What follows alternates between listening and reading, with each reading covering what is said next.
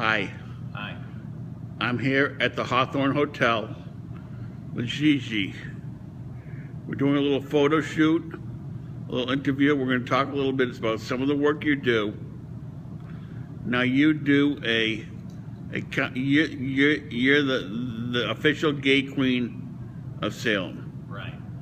Now, okay, there's probably a lot of misunderstanding about that. What does that mean? Well, Joe, I started 5 years ago with making the community of Salem more friendly to LGBT within our community. And I did that by going to Mayor Kim Driscoll and asking her for a gay pride parade. And in regards to that, we had a really nice talk, and she asked me, what is that going to do for our community? And I said, Kim, more than anything else, it's going to unite our community between the gay community and the straight community, and let everybody else know that we're part of the community. We live here, this is our home, and that things are changing all the way around. Do you mind if I ask you a question about your role? As the official gay queen for the Yes. city of Salem? Are you paid? No. You're not paid. Okay. No, it's all volunteer. It's all volunteer. It always has been for the last 5 years. All right. So, and this is something you do because it's something that's important to you, Yes. that you feel passionately about, and you're extending your helping hand to the seniors, the gay seniors who may, probably they get to the end of their lives, people just, hey, that's it, pal. You're going to be gone in a couple of years, and that's it, right? Yeah. And so now here you are, reaching out with your dinners, and giving them a chance to socialize and still lead a life in the later part of their lives. Yeah, and hopefully to enjoy it much more out in the open with the general public, and not have to be scared at their age to be accepted. Because all along, as history has evolved, they were the ones that fought the battle for us to be here today. And now it's our turn to give back to them with support, love, and kind word here and there, and letting them know that they did fight the battle for us. We are here. As the old saying is, I'm here, I'm queer, get used to it. It's nothing out of the ordinary. They put their pants on just like you, just like me, one leg at a time. Well, I look at it at this now. I am what I am. I'm not gonna disclose my orientation, but we'll just leave it at that. But do you want the government to tell you who you can go to bed with? Is that the government's job to tell you you can't? That's a no-no. You can't do that. No, I don't think it's right for any government to allow that to happen. And thank God we live in the United States, the good old USA, that we can vote, we can have the chance to have our speak, and let everybody know where we're coming from. It's the same for everybody. Okay, now, what about this issue with Mayor Driscoll made some national exposure this summer with the concern over Gordon College and Old Town Hall. Gordon College was overseeing the museum and came up with a policy that they would not hire gay people. Let's just leave it simple as that. They would not hire gay people. They felt it was a sin. It's an abomination against God.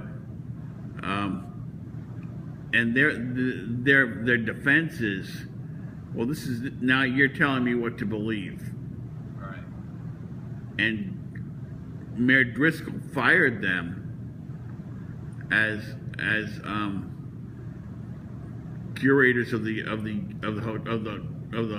library Over the old town hall. over the old town hall. Well, their contract was up, getting ready to come up. That is not why they were asked to leave. Oh, It okay. really wasn't because of their mind thought about what they've been thinking all along the whole time that they were here within Salem doing the Cry Innocence play. The actors have nothing to do with the college itself. So it was one individual from a faculty of the president of the college spoke out against having gays or homosexuals on campus, in faculty, in classes. They discriminated against all of that, not wanting it to be part of their Gordon College. Well, when their contract was up, they made a big deal because we didn't renew it. It was just time for a change. But then all this stuff came out in regards to their beliefs, and they had believed in that the whole time they were here in Salem. So for Salem being who they are as far as diverse, LGBT friendly, and open and honest, it just didn't work with us. And when they started backlashing at Mayor Kim Driscoll in regards to everything that went down, all the nasty emails, the phone calls and everything, Kim Driscoll turned it around. For every negative phone call that she got, she made a $100 donation to NAGLY. NAGLY is a gay youth organization within the city of Salem, has been here for quite a long time. 100 or so. I'm not sure it was 100. I think it was pretty much $100 each pop. Okay, well, we'll leave that up. Well, question to be answered later. Okay, but I do think it was $100 each negative call. Okay. It was a donation of $100. I think you could really put any kind of a dollar amount on it, but I think there it was at $100 pop. So she helped support a nonprofit organization with here in Salem called NAGLY. It was for gay use, which is right over here at one of our churches in the basement. It's a drop-in center, nonprofit that is after school, designed for after school, to have gay youth come and have a place to hang out and learn about themselves, about the city, about the human rights issues that are out there, and be together as a group and not be scared and be able to be supported. So all that money that she raised actually was a good thing, and it was all because of Gordon College, and it helped the nonprofit out here at NAGLY. Because the Fox TV really gave us a hard time and gave her a hard time, but she stood her ground, she spoke up, and she took the side that was the right side to take. And that was with the citizens and the community of the city of Salem, Massachusetts. And we Wow. haven't heard a thing from Gordon College since. No, we haven't. They've been very quiet. I think they're plotting their next move. I don't know where they're going to stand. Well, nevertheless we wish them well. Yes. They have been traditionally a strong presence on the North Shore, and we hope for a continued presence at Gordon College. But we'll just leave that. But they still have the show, Cry Innocence, Yeah.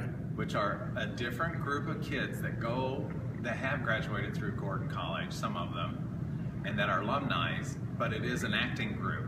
They are still here in Salem with us, still doing the Cry Innocence show at the Old Town Hall. So that's still the same. We didn't take anything away from that.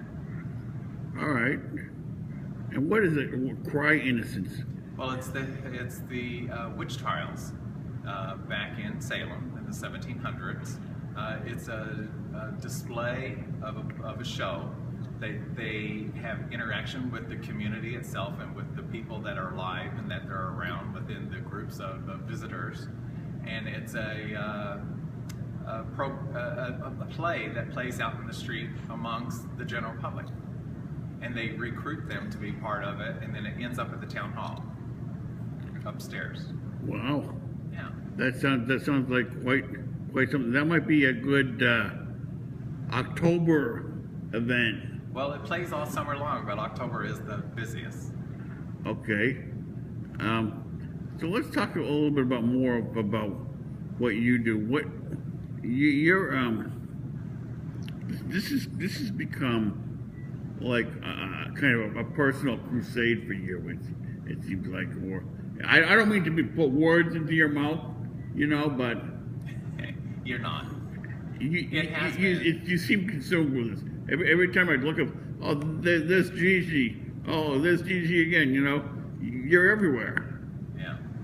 Well, the thing I believe in more than anything else, you might want to hold your camera up a little, down just a little, down, right there, up just a little, there. Well, the whole thing involved with me is human rights. And I found that when I'm dressed as Gigi, I get more attention. I get more people listen to me for what I'm believing in. It's easier for me to deliver my message as Gigi because they really stop and think, well, he really knows what he's talking about. And just the fact that I can capture an audience and make them listen to me and get my word across, I'm doing exactly what I'm supposed to be doing. But the main part of it all for me is human rights. Your rights, my rights, everybody's rights. For the longest time, people kept saying, somebody from the gay community needs to go meet Kim Driscoll and introduce themselves and be a spokesperson for the gay community. And we said, for the longest time, well, who can that be? Do we know any lawyers? Do we know any teachers? Anything like that? And a lot of people that we asked were scared. They didn't even want to attempt to do it, to go break the ice and introduce themselves as being pretty much gay to Kim Driscoll and open a dialogue with her in regards to human rights, World AIDS Day, Gay Pride Parade.